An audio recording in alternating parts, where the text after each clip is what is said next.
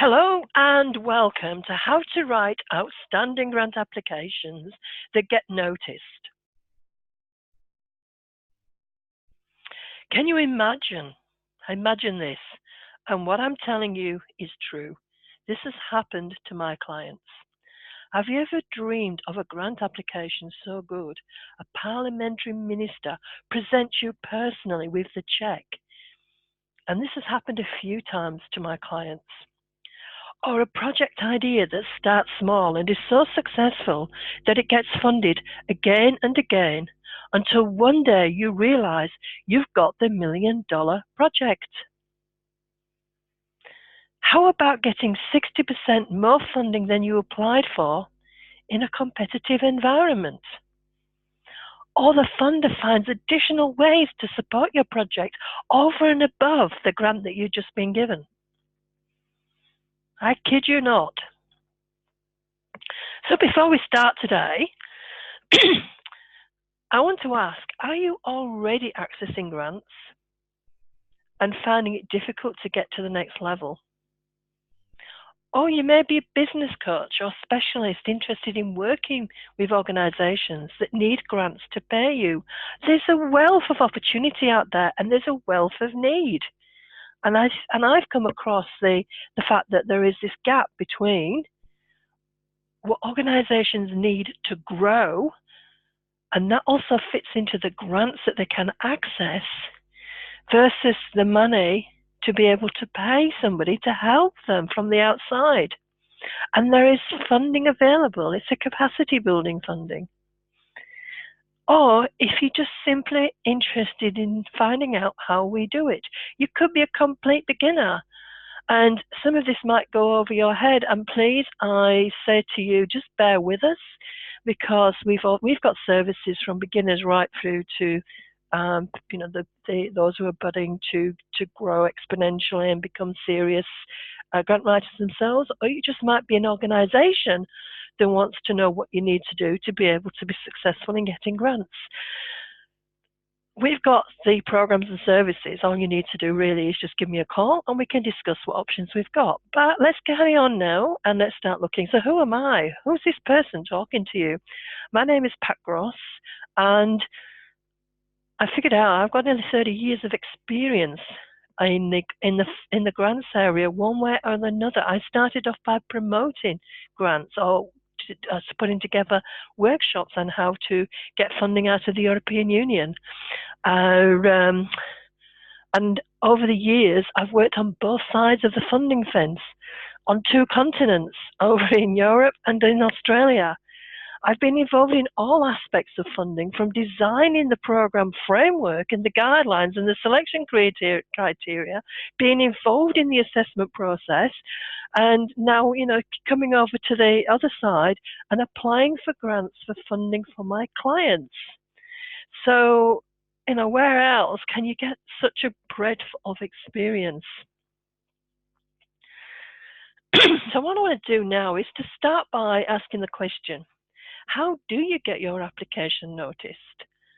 And as we go through this presentation, I'll start to give you some examples of some of my clients' successes and what we did to achieve them.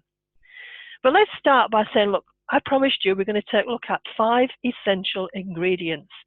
And I kid you not that the application forms or the questions for funding, it doesn't matter how they're presented, you can guarantee they're based on the formula who, what, where, why, when, and how.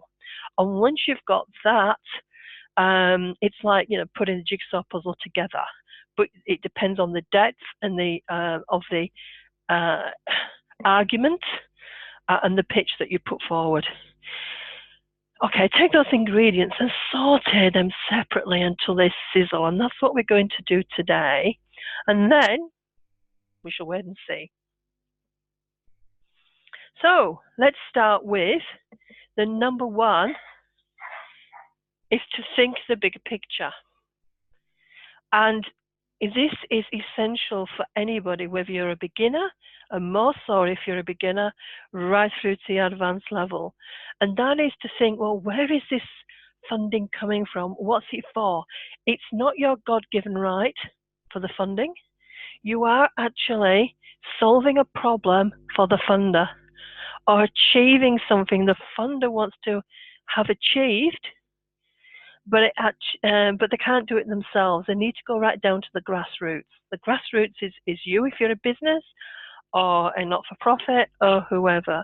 But what you're doing is contributing to what they want. And that's how your argument should then be placed in your application. And especially with the beginners, it's so easy to forget that. But it's fundamental, and that's why I put that at the beginning of the 5 ingredients. And what you do, apart from first of all checking to see that you are eligible to apply for the funding, is to check out the funder objectives and their outcomes. And you'll find them somewhere hidden in they could be very obvious, in the application form or guidelines. And they could be, might not even say objective, you can say the aims, the purpose, etc. But we start looking for that detail. And then whatever you're responding to those objectives and outcomes. And then you're looking at how you're contributing to the change that they want to see. And especially if you're looking in government areas, your contribution to a policy direction, because it's policy that's a trigger for funding, because funding is the instrument to implement the policy. Okay, I'm going to give you a couple of examples now. I've given you an example here of one for businesses and the other one for not-for-profits. Now, with respect to the businesses, I've picked out an example from New South Wales. And for businesses, in some cases, businesses may not be eligible. And I'm going to show you where they can be eligible and where the government is thinking. So in this particular grant, they're talking about enabling technology, addressing a compelling industry need or market gap. New technologies, new uses of existing technologies enable new products, services, or more efficient processes, mobile, cloud, analytics, etc. And the purpose of the program, remember I talked about objectives, is to foster collaboration between industry partners towards delivering a compelling new-to-market offering. They're talking about consortium model.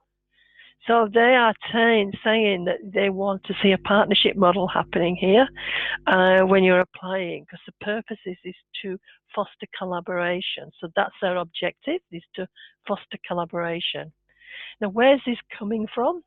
Well, if you look on looking on the Jobs for New South Wales website, they've actually, there's either a policy document that you can go into, or there might be just, I prefer to see the snippets.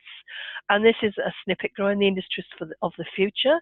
We're all about fostering and supporting the potential and to grow and generate new jobs across the state, sustainable employment into the future. So your application will be very much focused on growing and generating new jobs, sustainable employment. And then they've actually listed what they see as the industries of the future, and in there is digital innovation. So coming out of that is this grant, and there'll be others as well, but this is an example. That's the policy or direction, and that's the funding instrument. Now, in the not-for-profit space, especially if you're looking at philanthropics, it could be the benefactors, original benefactors stipulated some requirements. So not so much policy as requirements for the benefactors, what they want to see, their vision of the world, their mission in the world, and that's what you're doing. You're helping them to achieve it. But I'm giving you here a example in the community space, a Victorian example, multicultural festivals and events. And this comes out on a regular basis, and this is taken from last year. Same principle, look in the guidelines, and they're very, very good here at showing they've articulated the objectives of the program. And the reason I'm showing multicultural is because I work with multicultural clients, from country backgrounds and from religious backgrounds, and it's very easy to remain within your own homogenous group. But the multicultural directions are really to do with that ripple effect and being able to share with the whole community what you're doing. So if you've got a festival, for example, they're more likely to fund the festival if it's something that actually permeates out into the community. So we've got here an example here, the objectives to showcase the vibrancy and contribution of Victoria's multiculturalism through regular, that's why they're doing this, to foster cross-cultural awareness, so ripple effect, to ensure that the multicultural community can celebrate, preserve, and share tradition in meaningful ways. So it's there, the objective. So if you are putting in a grant for a festival or an exhibition, make sure that you are actually, working towards the essence of the objectives. And I've just highlighted under with the dots there, build the capacity of smaller organisations, etc. Just to give you an indication there that the capacity building is available in a number of grants. So if you are a business coach, there are opportunities to work with not-for-profits to give them those extra skills. There are some not-for-profits who are really, really good at what they do, but there is also as many, if not more, who really need some expert intervention, some support to strengthen what they do. And I'll give you an example of that a little bit later. So, okay, the second ingredient is to evidence the need. Now, I mentioned earlier about the application, or we got 60% more than we applied for in a competitive environment. When the client got back the letter from the funder praised them on two elements of being of exceptional quality. One was the evidence of need, and two was their capacity to deliver, their experience. But I'm going to talk now really about the evidence of the need, and this project originally, we didn't think it was strong enough. We felt that because it was a big competitive round and it was a game-changing round in the space, many organizations who traditionally been funded were not successful. Here we were with two small organizations working together in one component, and we not just got what they wanted, they actually got an extra amount. So, how did we do it? Well, because we weren't sure, we actually threw everything that was relevant that we could think of about the need into the response to the questions. Now, we had something like 900 words, which was, is a lot in terms of grant application questions. It's usually around about 250 to 500, which was, good for us. And basically, we looked, this is how you do it. First, and I do this with all of mine, I use the hand approach. So, this will, if you can remember those 4 fingers and thumb approach. First thing is the external data. And you have got to be able to quantify, because people see numbers. Numbers mean things to people. So if you're wanting to get it noticed, and you want to evidence the need, get in there with some data, demographic data, market data, health data, environment, whatever it is that's relevant. And there's no excuse these days, because the state government and the federal government, they actually have got websites dedicated to data sources. How do you do that? Well, first of all, the federal is data.gov.au. If I remember rightly, if you're talking about Victoria, it's data.vic.gov.au. Same with each of the other states. All you have to do is to use a variation of data.gov.au, stick in the state reference, and there you go. And they've made it their purpose to put everything they can available in the public domain, accessible from links from these sites. So there's no excuse. If you're looking for demographic data and the ABS, you can go to the ABS website, or you can key in ID space and then the locality. So ID space Wodonga, ID space even Southwest Sydney, because you can go into localities. I might be wrong with Southwest Sydney, but you can certainly, it can be towns, it can be areas within cities, but you can drill down and you get a wealth of data, of demographic data. So there's no excuse for the data at all.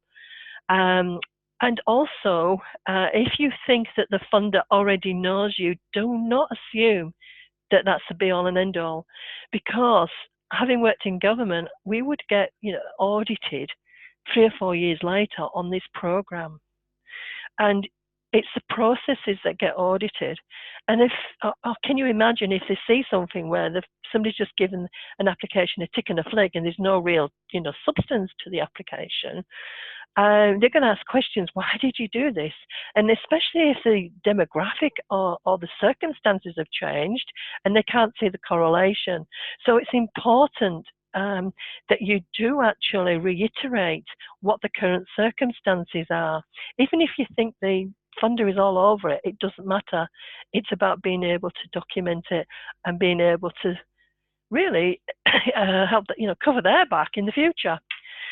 The second area, the index finger here, is the government policy and plans, which include local council plans. Now, much of what we do, I do with clients, may refer back, because it's geographic, a great source of being able to give yourself a little bit of evidence is to look at the council plans. Some councils support small business. Melbourne's good at that. Some councils are good at arts. I think in the city of Port Phillip. There's something there where there's a major focus, so you can actually be able to get some data from the council plans about their priorities and marry them to what you're doing as well, because you're showing the need in your local area. And also in those council plans, they've already put some data in, so you can use some of that data. The third is your research, any research that's been done in your area. I remember a project we were looking at, we were talking about gentrification and what happened in Sydney, and we were sort of arguing that, research has shown this, but we want to avoid this by doing this. Internal data, and this is important, because you've got that internal data, and this is where it's useful that you really need to be able to use it to show the need, especially if you may be changing a program. So you've been funded once and you want to go back to the pot again because you've got a slightly different focus, and you can go back and say, this is what the internal data from this has shown us, and this is why we need to do this. And another one is evaluation and stakeholder feedback. I cannot stress how important it is to have evaluation as part of your organizational culture, and we'll come to that later. But stakeholder feedback, especially at the grassroots level, and especially for philanthropic, I mean, it's good across the board, but if you're actually applying for a philanthropic grant, that's grassroots. And really, get some evidence, get some focus groups happening, get something where you can, experience. What we did in this application was we had some stories to tell about, one person who did this and this happened as a result, without actually naming them, of course. So you start to tell the story around the data. So if you apply all of those into those questions around, what the need is, then you're really going to tell a compelling story. Okay, what you can do is you can test the evidence, test the data to contribute to your story. Now, I'm going to give you an example of the one who, just the most recent one who was presented with a cheque. It was their first time of applying for funding to a government department. First time, and they got this. But I tell you what they did which was outstanding, because we were looking at, there's all this data and stuff, but it wasn't really conclusive. And we could have gone to the stakeholders, in inverted commas, this was a youth grant. This was a youth grant, and so we looked at. We could have gone to the elders. Sorry, I've just been distracted. We could have gone to the elders, but the elders, would have told us their version of things. So we actually went to the young people themselves, or not we, the client did, and they tracked down 257 of them over a period of a couple of weeks. There was some, boundaries around what they were doing. But they managed to track them down everywhere they were likely to hang out. So, in transport areas, railway stations or something like that, in transit, you would find them in hanging around shopping centres, and even one-on-one conversations with people. And he came to me, and the person who did this, and he gave me this file of written documentation of all the questions and what people had answered, and I was able to transcribe that into a sort of a sample document that we used, and it also actually presented to us a couple of angles that we hadn't thought of, and we used those angles in the application form as well, because that's what we were being told by the people themselves. And so that was an example, how that one really stood out, because the evidence was there. Nobody could argue against it. Then we had, now recently I'm doing something in the community, and again I've been speaking to a philanthropic this time, and they say, again, their advice was get back to the grassroots, the need. So what we're doing is we are working with the stakeholders, holding a meeting or two, and getting them evidence from them in their own little areas, because this is a cross community project. Their examples, and that's exactly what we did with the two partners. They were bringing in their own examples.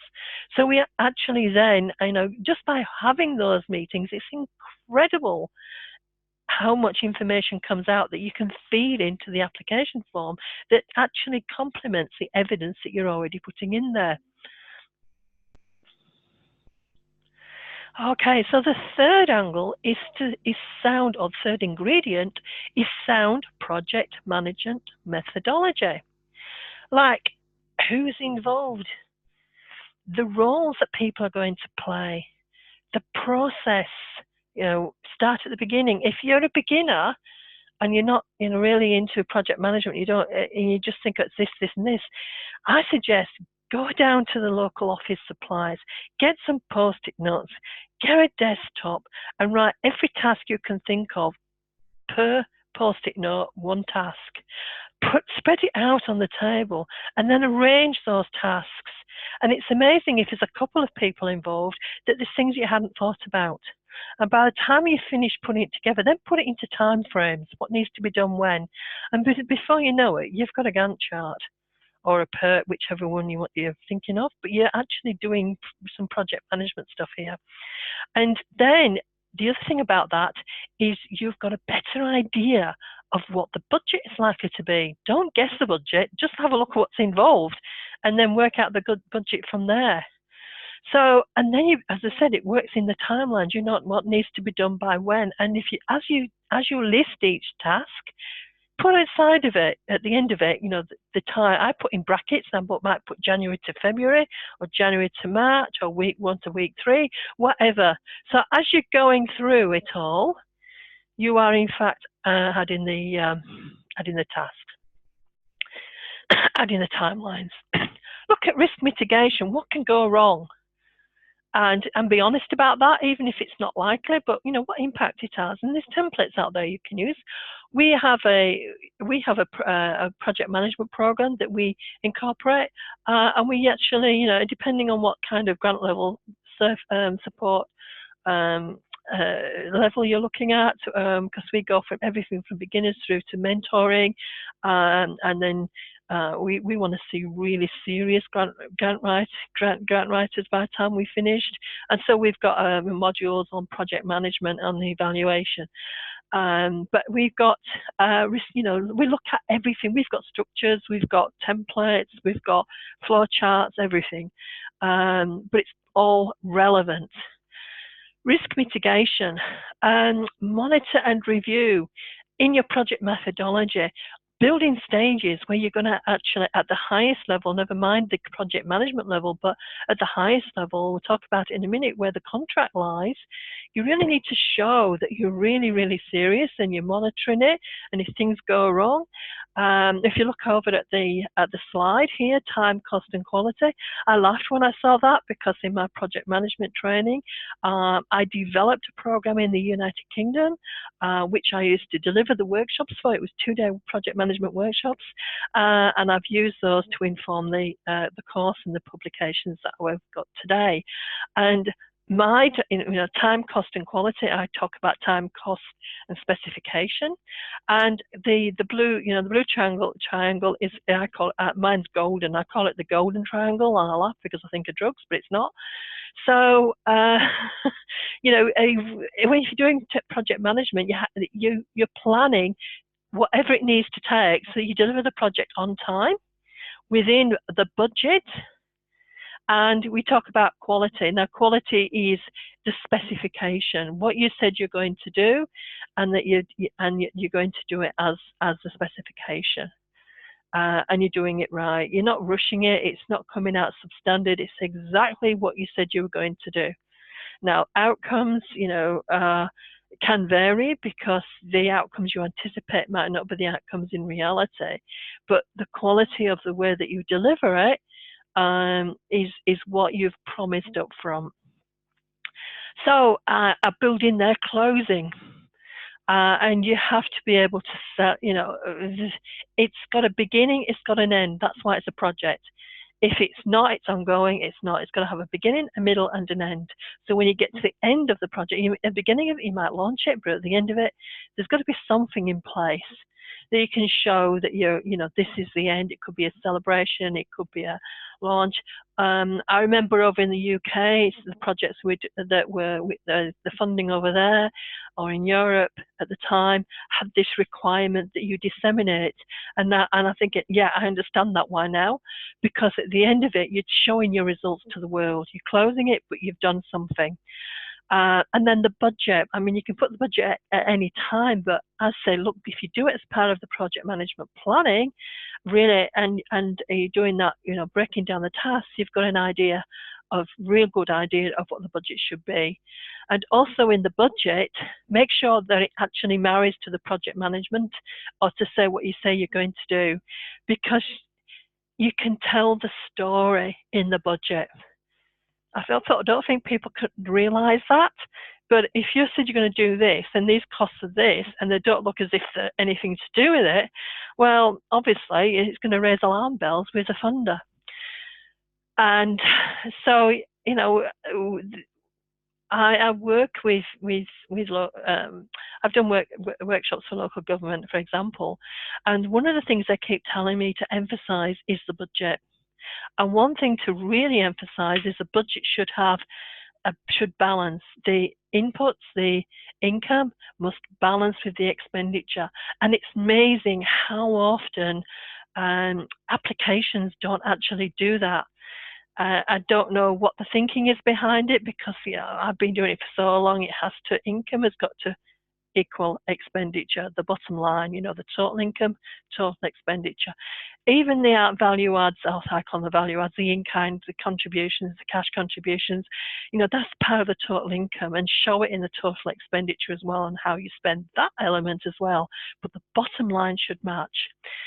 So, sound project management methodology is really, really important ingredient, because they can see exactly what you're going to be doing.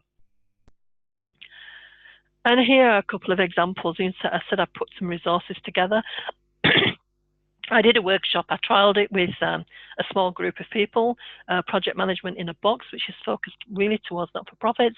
And the advice from that was, can you separate the businesses? So I've actually got a second version, which is for small business owners. And we apply that to you know, whatever the focus is of the clients that are going through this program with us. Right, so let's move on. Remember I said earlier that that particular letter congratulated the client on 2 areas. One was their need. The second was the ability to manage. And again, that was, okay, so how can we show this? We knew we were under pressure, or we thought we were under pressure. And so what we did was we looked at, and this, you can use this as a checklist because it's applicable everywhere, any project really. They want to see your past history, examples of projects that you've successfully managed. And I don't just mean funded projects. I mean, it could be projects within your own organization or business. It could be, you know, something else. For this section, can I suggest that this is where you start collecting a file with this information, because you're going to use this information again and again, so have it all in one place. You start looking at the governance, because I said the contract is at the top level. So any funder is want to know how you're going to arrange the contract. So if there's any problems, who's going to report it to the funding body, or and who's going to take responsibility? So always build in there, if you've got a board or a committee of management, make sure that they're mentioned in your ability to manage and what they're going to do. Usually there's a report to them once a month. It could be, if it's a big project, there might be a subcommittee, but there's something there that shows that you've got that level of you know, responsibility. Skills of decision makers, that can be the committee and board. In fact, some funders actually specify that we need to know the skills and experience of the board members. More in the more comfortable space, it will be the project manager, the manager of the centre, organisation, business, the project manager. So they are the decision makers. Then it'll go down to the technical skills. So that'll be the program coordinator, IT expertise, whatever that, or it could be a health, the health positions, whatever the project is, those are the technical skills. And they want to see, even if you haven't got that person in place, you're going to say, well, this is the kind of person that we're looking for. So they're going to see that you've got the skills base and the experience. They want to know that how you're going to report up and down the line. So, you know, the project coordinator, or whoever reports to the manager reports to the board on a monthly basis. I said they up to the program coordinator to the manager, maybe daily or weekly or whatever you want to do it. But show that reporting structured. The decision-making process, how decisions are made. Stakeholder involvement, you might have a steering group, or you might have a reference group, and show, you know, why and how often they're going to be meeting. And say we've got them in our program and our project management schedule. We've actually got, you know, templates that people can use. Maybe if you've got a partnership and you may have a memorandum of understanding. When I mention the steering group or the reference groups, they may have terms of reference. How are you going to communicate? And that's important. Think about how you're going to communicate and show that in the application, especially if you've got partners, because one of the biggest problems, one of the reasons why partnership projects go down the drain is because of poor communication. And if you've got that upfront in the memorandum of understanding about how you're going to communicate, at least you can hold somebody accountable. Any conflict of interest that you think might come along, or changing priorities, the way you deal with that, with changing priorities, is show them that you've got strategic plans in place and the organisation has got this as a priority. So there are, you know, these are sort of things that you can put in that ability to manage question, and before you know it, you've got too much in a so short space. That's better than having not a lot in a big space. So, and so these are just examples, and this is what helped take this project and really, really sort of, you know, they gave it what 60% more funding, which is fantastic. All right, I'm just going to say to you that even with the best of applications, in reality, things can go wrong. You could have a change of management, and we had that in a partnership where they'd put some time and effort into planning how they were going to do this, put an application in, got funded. In the meantime, the manager of the lead agent changed. They had a different agenda, and it went a different way. So that's an example of, what can go wrong. Personalities. I've seen examples of personalities being an issue, even with the best of structures in place. So probably a manager, etc. Everybody needs to be clear about the duties and responsibilities, the boundaries, where they begin and where they end. And if you've got in a partnership, I've seen it where the lead agent has not been very good at being able to manage the partners. And so this, there's those kind of issues that could still happen. Think about those and put them in your risk strategy. And say that, look, if this is going to happen, so change of management, you could have that, very, very much clear about your statement of intent about what you're going to be doing. So if this happens again, have these regular reports, being able to update somebody. This was near the beginning of the project, so there wasn't much happened, but if it happened later in the project, it might have been a different story, because there would have been more information that they could have gleaned from it, and they came into what was essentially a blank canvas, and to them it didn't make sense. Okay, so just showing you, just basically, even with the best of plans, things can still go wrong, and that's why you need mitigation strategies. Okay, and the final ingredient here is measurement or evaluation. Now, just towards the end of last year, I had a client who got just short of $1 million in funding, and I was standing in the office of another client, and we were talking about it, or sitting, and he said to me, "Oh," he said, "I want $1 million. I want that," and I could see that they were capable of it, except for the fact that they had lots of, they'd done quite a bit of this good project activity, but they hadn't really systematically evaluated. They hadn't really taken the feedback and fed it into continuous improvement. And it got me looking at others as well. And I noticed that they were not isolated.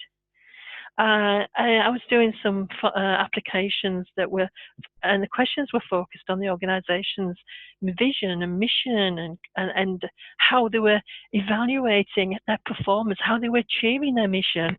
And that gave me some good insights, because again, I came across client organisations that were really, really quite ambiguous and not very specific about how they were actually measuring their performance, how they were achieving, working towards. What's the point of having a mission and priorities if you can't measure how successful you are? You might even put that down in your plan. Well, even the strategic plans were not clear, but if you can put it in a strategic, measuring the change, and make it an organization culture-wide activity, because to try and do it in project isolation gets disheartening, because nobody else is doing it. But I have seen projects that have done some fantastic stuff in an organization that's not actually, being part of the bigger picture. But can you imagine if the whole organization was focused to measuring its performance, how effective it is at change? Can you imagine the argument that they're going to bring for funding, lobbying for finance, etc., etc., if they can demonstrate exactly how successful they've been? I spent 3 years as part of a team in Victoria training community organisations on evaluation. I've lost my thread again, sorry. And I found, I'll just move on and say, look, I spent the 3 years doing that, and what I found was that, oh yeah, I know exactly what I was going to say. I asked the question, you've got a project, you've had to do evaluation as part of the project, so you've done what you needed to do, you put a report in, it goes to the funder, whoever it goes to, and you hear nothing again, it's just lying there. and it's disheartening. And what I used to do, because I used to end up with these end of project sort of workshop sessions, so I would say, use your evaluation and the feedback to benefit yourselves.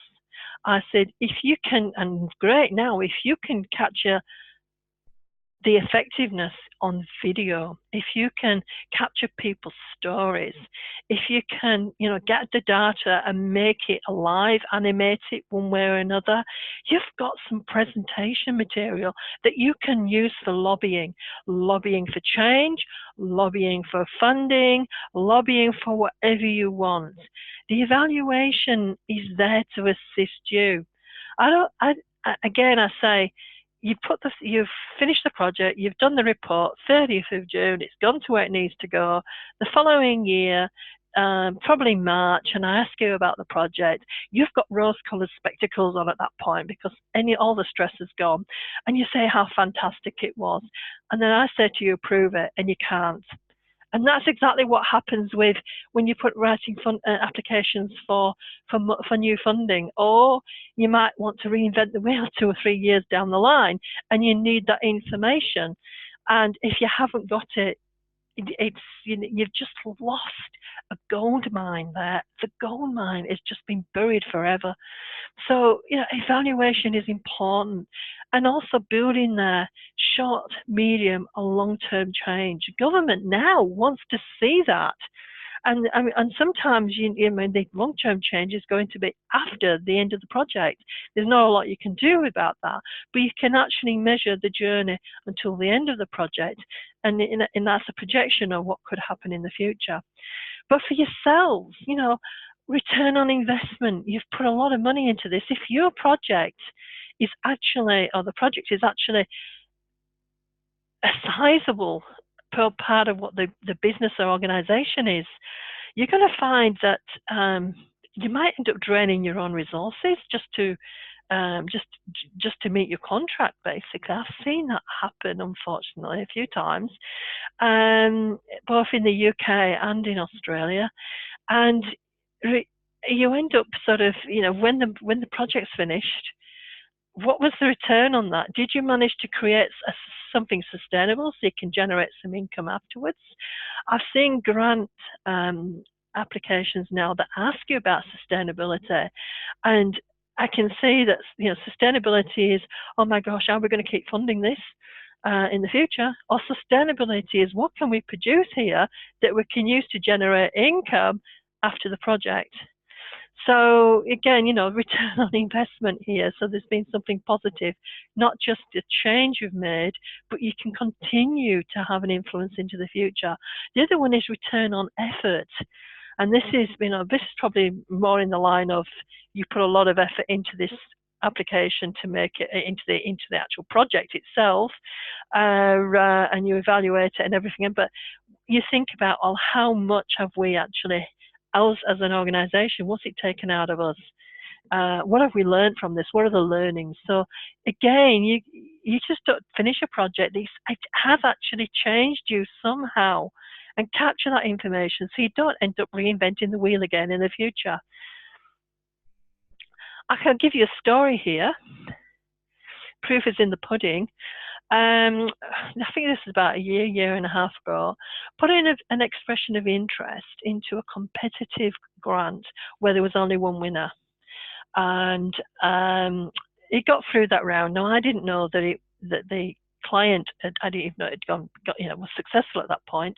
The client put in a full application, but it didn't quite meet the full mark, but they were actually one of the finalists. And on the funding panel, somebody actually saw through what they were doing, and realized that they had some of their gaps were actually in their organizational structure, their effectiveness, it needed strengthening, etc. This person stood down from that funder's board, and he offered his service, he gave his service pro bono to this organization to build their internal capacity so they could measure themselves and progress, etc. And this is an example of where I see the gap that can be filled by business coaches. So, and I said, look, that really happened. Somebody stepped off the board to help this organization to get their business structure and the way that they promote, evaluate, etc. So that next time they're really, really going to knock the socks off. So again, I said, look, that's an example. And it all started with an EOI. So how do you get your application noticed? Take 5 essential ingredients and you will find they're in every application somewhere in the questions. Saute them separately until they sizzle, so deal with each one independently. And then bring them together in one big pot. So, the application. So you've got big picture thinking. You're actually contributing to the outcomes and objectives and priorities of the funder. There's a compelling need. And you've really drilled down that need. You've put in the numbers, you've put in the case studies, you've put in whatever it needs to show the need.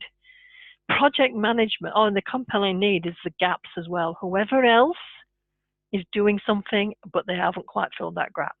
Your project management, the way you're going to do this, one bang, bang, bang, bang, so it looks like it's well thought out.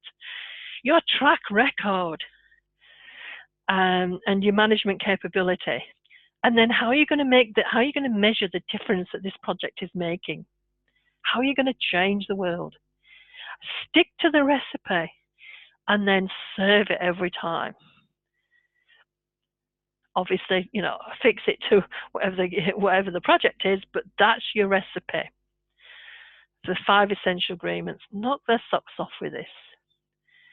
So, look, some advice. It's about solving a problem for them, which is a big picture thinking. It's about being as topical as possible with the needs and detail, getting the detail there. Drill down the project management and then create stages. Because if you do that, if a funder, and there's quite a few funders that don't fund you everything you want, but they can actually show you, it can fund a certain amount, it helps them to be able to get you to a certain stage.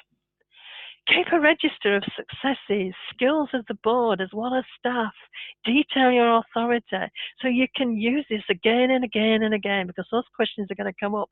So the mission and vision and your strategic plan stuff, put it all in one space. Make it easy to write the grant applications.